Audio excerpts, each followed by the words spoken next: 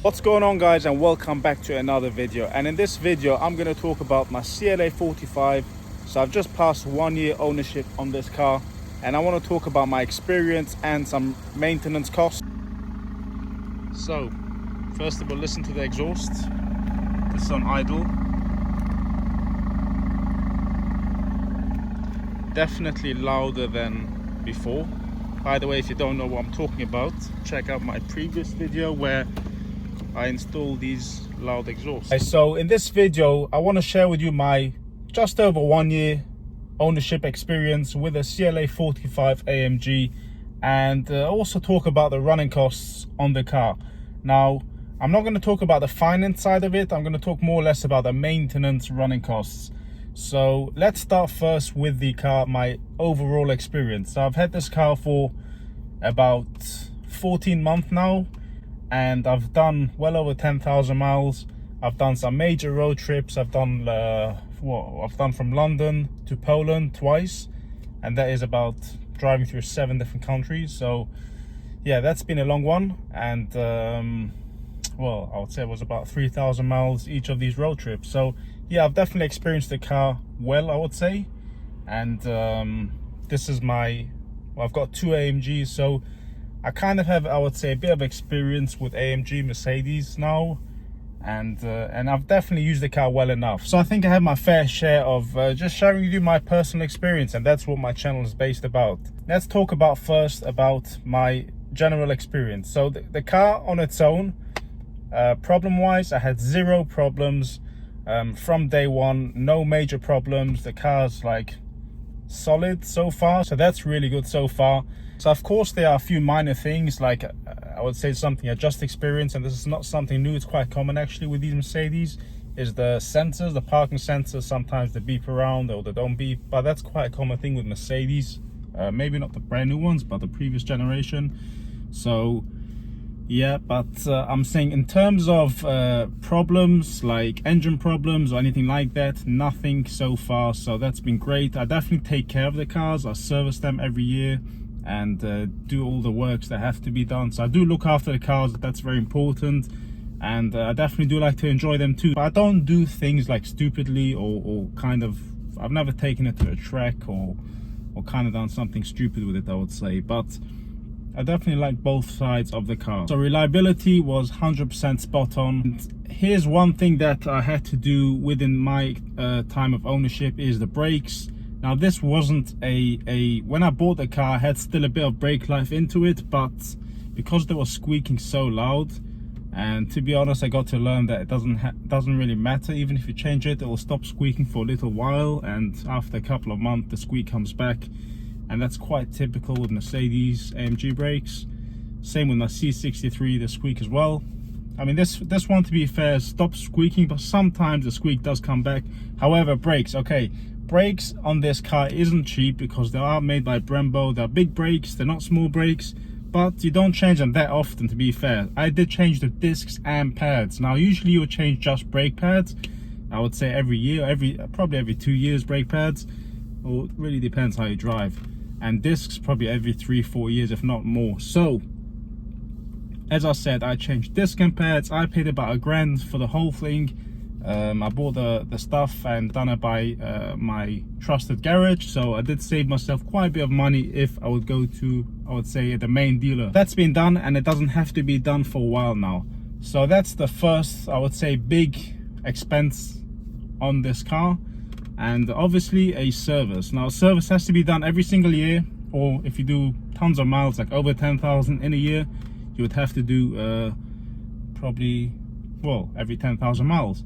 So a service, again, I bought all the original parts, oil, filters, and I did it by my trusted garage, and I saved myself there quite a bit of money. So how much did I pay? I paid £140 for the original oil and filters, and my local garage, my trusted garage, charged me like £55 or something. It takes half an hour to do oil change service, so that's not a big deal. That's been done. Now insurance, I pay on this car just around £1,000 a year insurance, which I think isn't too bad for this type of vehicle. So yeah, that's my yearly insurance cost. But these things are really going to depend on your circumstances and a whole bunch of different things. So this is just like a kind of idea. But to be fair, insurance in general isn't too expensive on this car compared to other cars I've checked, so that's a good thing, of course. The next cost that I have associated with this car, and there's no way getting out of this one, is Rotex. And to be fair, it's actually quite reasonable, £205 a year Rotex for the CLA45 AMG, and probably all these costs are same on the A45 AMG because they're more or less the same car, same engine. It's just the size, the shape of the car slightly different, but I mean the performance and engine's all exactly the same. So these are probably going to be very similar, if not the same. So Rotex, £205, and MOT is something you got to do every year, so that's not a big one. That's like £40–50, and that's, yeah, every year in the UK you got to do your MOT tests. Now the next expense is something quite common with these cars, including the A45, is the tires. Now not all the tires, but the front tires do tend to go quite fast because it's a high performance vehicle, and majority of the power, if not all, are put to the front wheels unless the car's kind of losing grip, so pass on some power to the rear wheels. But that means the front tires wear out much faster than the rear tires. And like when I bought this car, all 4 tires were brand new, but within about 8 months of ownership, I would say 8 to 9 months of ownership, I had to change the 2 front tires because they were almost gone. And luckily the tires are not too bad, to be fair. So I do stick with the original tires that come with the car, which are the Dunlop Performance RT2 Max tires, because they're just so stable. They just stick to the road no matter what the weather is, whether it's rain, sun. This car with the Dunlop RT2 Max tires is just, I would say it's probably the best. I mean, I haven't wanted to even check any other tires because I've never ever experienced any problems. You know, even if it's pouring out there and you put your foot down, this car will stick. You will just not feel. I've never ever experienced any crazy slides or anything like compared to the C63 I have. So yeah, as I said, I'll just stick with original tires. And how much are these tires? So they're probably around 150, 160 a tire, depending where you get them. I mean, of course, if you go to a normal tire place, like somewhere like Quick Fit is going to charge you probably 250 a tire, if not more. But if you go to a regular good tire shop, you shouldn't pay more than 160, I would say, a tire. So yeah, 2 of these tires had to be done, and that's probably going to be done once a year, I would say. So this is more or less the maintenance running costs on this car, and I think that is quite reasonable, to be fair, for AMG. I know it's just a baby AMG, but you know, the end of the day is I don't think it's too bad, and I'm sure I saved quite a bit of money by doing stuff, I would say, through independent garages rather than going to main dealership garages. Not that I have anything against main dealership garages, but they usually tend to overprice quite heavily on the exact same job. So if I would do the tire, for example, at the main dealer, I'll pay $250 a tire for the exact same tire. I mean, what's the difference by doing a tire by a main dealer or by your local tire shop? I don't see the point of paying a lot more. But this is kind of examples that I do, so I can save myself quite a bit of money by just doing the same thing in different places.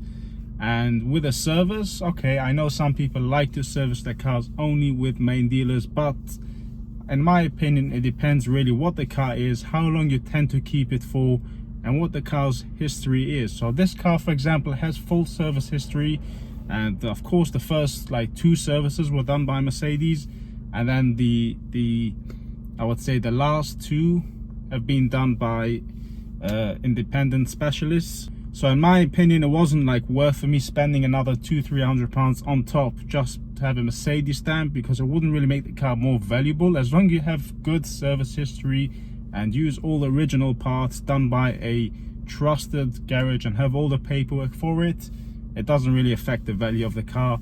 And if I do the calculations, let's say if I keep this car 2–3 years and spend £1,000 more just on labor, it's not going to make the car worth £1,000 more when it comes to sell it. So that's just my theory. And again, to me, it's about making sure the car's taken care of properly and using, of course, the original parts by a trusted garage.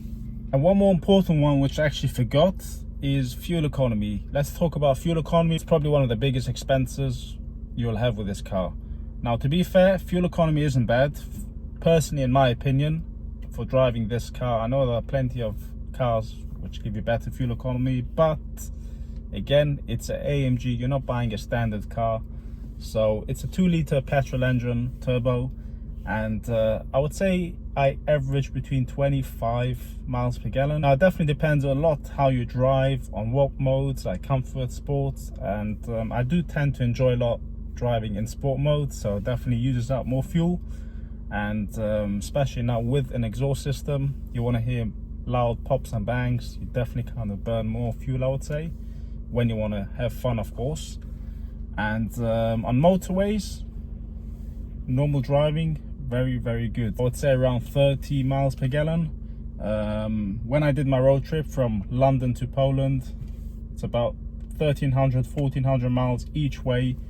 I did it just around 3 tanks, so do the math. Of course, that was mainly motorway driving, but I would say that was fairly reasonable. A tank on this car is maybe 55 liters. I'm not too sure, but I think it could be around 55 liters. So yeah, fuel economy isn't too bad at all in this car.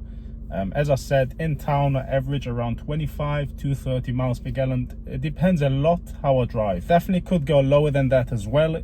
It all depends how I drive. Now, of course, this video does not include prices on mods, because not everyone is going to modify the car. But me personally, I don't think I've ever owned a car in my life and kept it 100% stock. I always like to do a few touches like myself. For example, exhaust I've done on this car and other stuff, but that's not going to be in this video, because this video is just for standard I would say ownership experience and maintenance costs. And yes, I did not include finance options, for example, because that's really going to depend with every person how much they borrow, or a whole bunch of different things. So there's no point for me saying my part in that. And you see these seats, just look how good they look. I just love the way they look.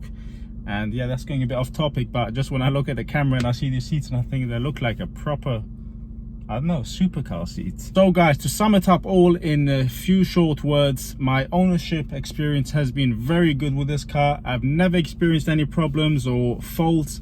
As I said, a few minor things like the sensors, reversing sensors or front sensors. Sometimes they don't beep, or sometimes they beep randomly, but I definitely checked it, and that's known to be quite common with Mercedes, which I don't know why, but they're not any big problems. They're just silly little things that sometimes annoy you. And besides that, so far no problems with the car, and the car drives well. Definitely worth every penny so far, and definitely quite, I would say, quite reasonable to maintain. So that's just my experience. So if you're looking to buy one of these cars, I definitely think it's a good buy. So guys, there you have it. Thanks for watching. Please give this video a thumbs up, subscribe, and I will see you guys on my next video. Bye now.